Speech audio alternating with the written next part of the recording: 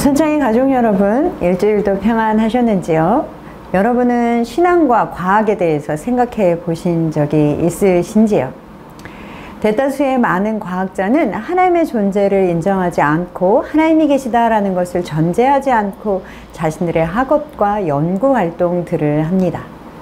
그리고 사람들은 그것을 보면서 과학자들은 이성적이고 과학적인 사고를 하니까 그렇지 라고 생각하죠. 그리고는 쉽게 신앙과 과학은 함께 할 수 없는 것이다 라는 결론에 도달하게 됩니다.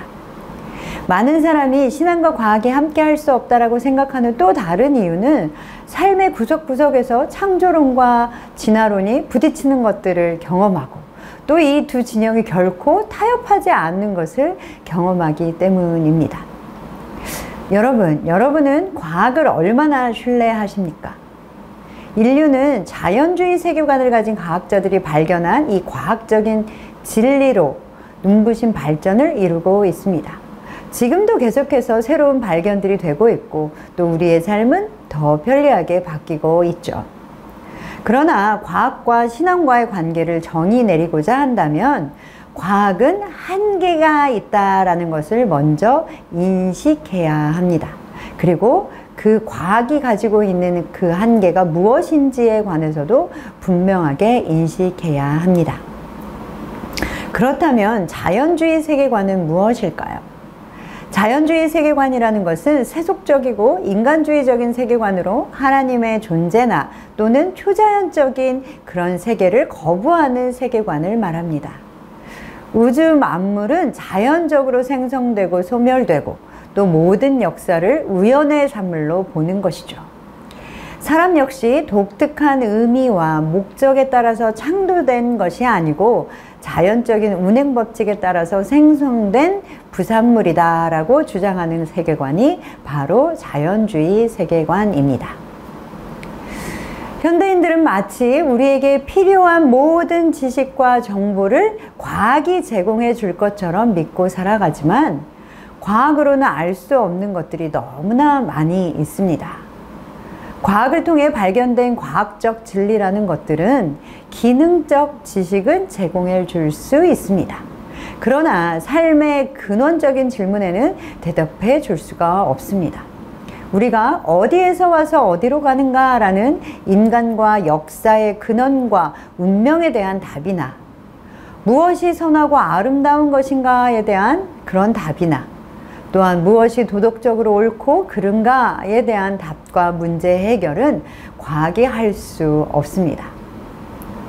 과학은 사람이 주체가 되어 벌이는 활동이기 때문에 참된 능력이다 라고 말할 수 없는 것이죠. 육신적으로 죽은 사람에게 새로운 생명을 준다거나 또한 영적으로 죽은 인간을 새롭게 변화시킬 수는 없습니다. 즉 과학은 우리의 신앙의 대상이 될 수 없고 과학이 가진 한계 내에서 유용하게 사용되어야 하는 도구인 것이죠. 과학자들이 하나님은 존재하지 않는다라고 하면서 그것이 과학적 진술이다라고 말한다면 그것은 스스로 모순 안에 갇히는 것입니다. 과학은 관찰, 그리고 예측, 가설, 실험, 입증, 응용이라는 과학적 방법으로 증명될 때 과학적 진실로 받아들일 수 있는 것입니다. 특히나 실험은 과학적 방법론에 있어서는 가장 중요한 역할을 합니다. 만약 하나님이 존재하지 않는다라는 진술이 과학적 진술이 되려고 한다면 하나님이 존재하는지 존재하지 않는지를 알기 위해서 거시계와 미시계를 포함한 우주 전체에 적용될 수 있는 실험을 해보아야 하는 것이죠. 그런 실험을 해보지 않는 이상 그 주장은 과학적 주장이다 라고 말할 수는 없는 것입니다. 어떤 과학자가 우주의 모래알보다도 작은 지구에 살면서 우리 눈으로 볼 수 없고 귀로 들을 수 없고 만질 수 없다라는 이유만으로 하나님은 존재하지 않는다라고 한다면 그것은 과학적 진술이나 증명이 아니고 그 사람의 신념적 진술인 것입니다. 과학은 하나님이 계신지 계시지 않는지 증명해낼 수 없습니다. 왜냐하면 철학자 칸트가 말하는 것처럼 과학은 인간의 감각으로 경험 가능한 세계만을 다룰 수 있기 때문입니다. 하나님이 존재하는가, 존재하지 않는가 하는 문제는 신앙의 영역에서 다루어야 할 문제이지 과학의 영역에서 다룰 수 있는 문제가 아닙니다.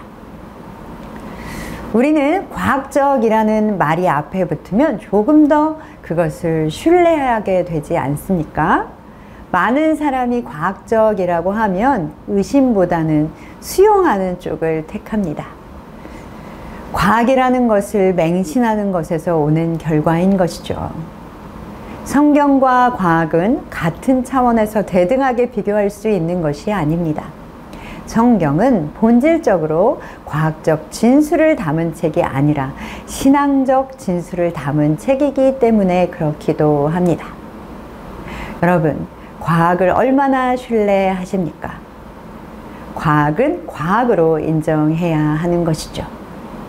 이번 주도 평안한 한 주 되시기를 소망합니다.